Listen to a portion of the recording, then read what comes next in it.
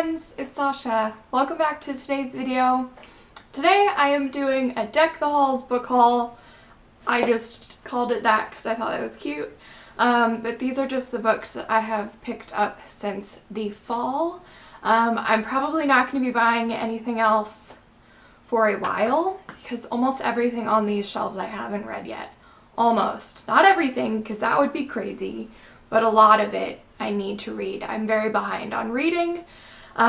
Pretty much when the pandemic hit, I was like, I don't want to read anything, and I hadn't read a book until last week. So we're getting back into the swing of things, and let's start with my book haul. So one of the first books that I picked up is something that everyone for years and years and years has been telling me that I have to read. Why haven't I read it yet? And I think deep down I was just waiting to find the right edition of the book because I'm sometimes that person. And that book is Little Women by Louisa May Alcott. I don't know if I said her name right. That's going to be a theme. I'm not great with names. I'm sure all of you are familiar with this story and this book and even this edition. This is the Puffin book edition, and it was just so adorable. Like, I can't get over it. The next book was one I was really excited to find, and that was The Beautiful by Renee Ahdieh. Not only am I so excited for this story, but this is also a signed edition, which was a surprise when I found it. This book follows vampires in New Orleans, but it's apparently less about vampires and just living in New Orleans in, what year? 1872. Vampires have been one of my all-time favorite mythical creatures for as long as I can remember, and that is thanks to Twilight and Anne Rice and Interview with a Vampire and all of those things. So I cannot wait to read sort of a new take in 2020 on vampires. I know The Damned, the second book, came out recently, so if I like this one, I'm probably gonna have to pick that one up. We'll just see when I get around to it. The next book might have the cutest cover on these shelves that I own, and that's Rent a Boyfriend by Gloria Cho? Gosh, I'm like, we went over this. I'm really bad with names. I'm so sorry. This just sounds so freaking adorable. It's about a girl in a typical Asian family, and she's going to a get-together, and she is tired of everyone asking her, does she have a boyfriend? What's her love life like? And so finally she ends up renting a boyfriend for all of these sorts of events, and as most romances go, they're probably gonna fall in love for realsies, so we'll find out. These next two books were kindly sent to me by the publisher and the author, and I still haven't read them for review yet, so I'm putting them in this video so that I will read them as soon as I finish the Christmas books I'm reading.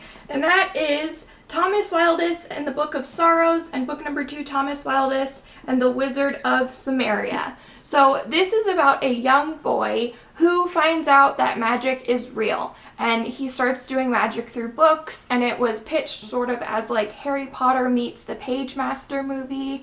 Is that the right title for that? I'm gonna have to look that up. But this just sounds like it's going to be my new favorite middle grade fantasy series, and I'm so sad it's taken me so long to read these, but I am so excited. Sometimes I just come over to my shelves and open it to a random page, and it's just, I need to read them. I need to read them. The next 3 books I'm going to mention I got off of Amazon when they were doing the buy 3 for the price of 2 deal during Black Friday, Cyber Monday. And the first 2 are part of a series that I've been meaning to pick up for years, for forever. And I know I'm gonna love it because it's one of my favorite fantastical creatures, and it's fairies, and I'm just so freaking stoked. And if you guessed Holly Black and the Cruel Prince, you're freaking right, dudes. Like, why is it taking me this long to get these books? I also got The Wicked King, which is book number 2. I'm holding off on book number 3 for aesthetic reasons because it's only in hardcover right now, and also because people had really mixed reviews about it.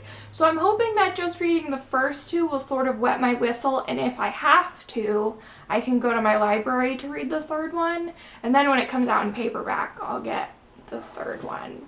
but I'm so excited. If I love her writing, she has so many different spin-off series, not necessarily series, but spin-off stories from this world, and she has a whole anthology of fairy tales, and I just need to get them all if I like her as a writer.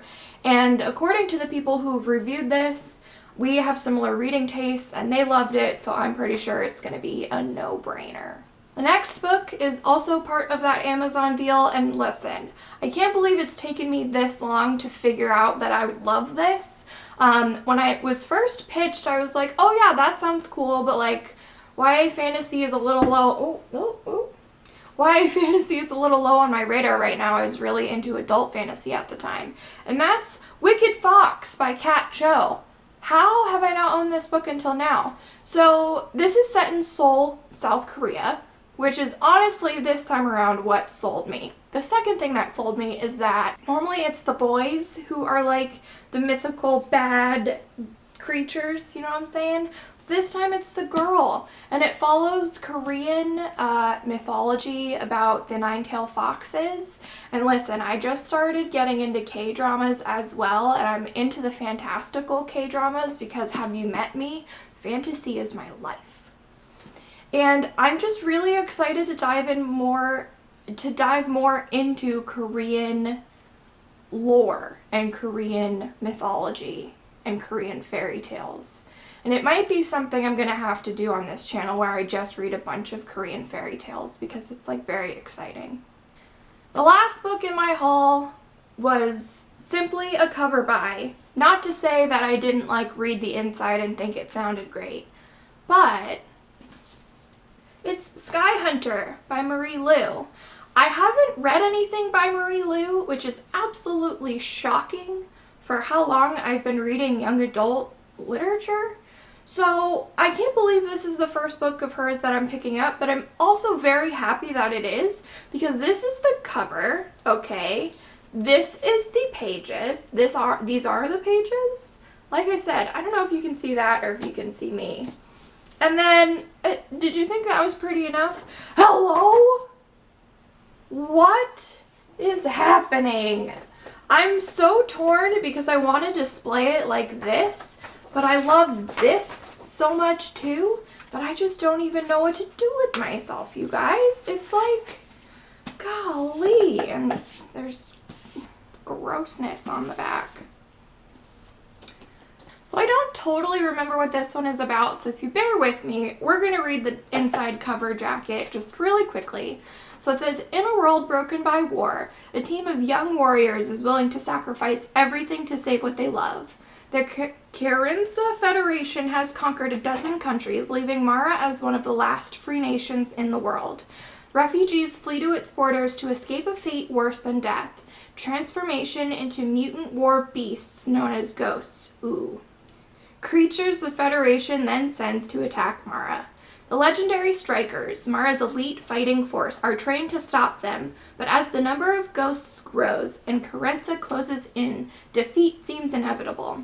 Still, one striker refuses to give up hope, and that's really all I'm going to read because that was what sold me on this, aside from the cover, and I'm just freaking stoked for more young adult fantasy, war, like let's go. Alright guys, that was my Deck the Halls book haul. I hope you enjoyed it. Have you read these books before? I'm sure many of you have because I'm living under a rock and I'm finding things years after everyone else, which honestly, I don't care. It's fine with me. Leave me a comment below if you have read any of these books before. Which ones do you think I should read first, aside from the ones the publisher sent me, because those are top of my list. But what should I read after that? Let me know. I'll talk to you next time. Bye!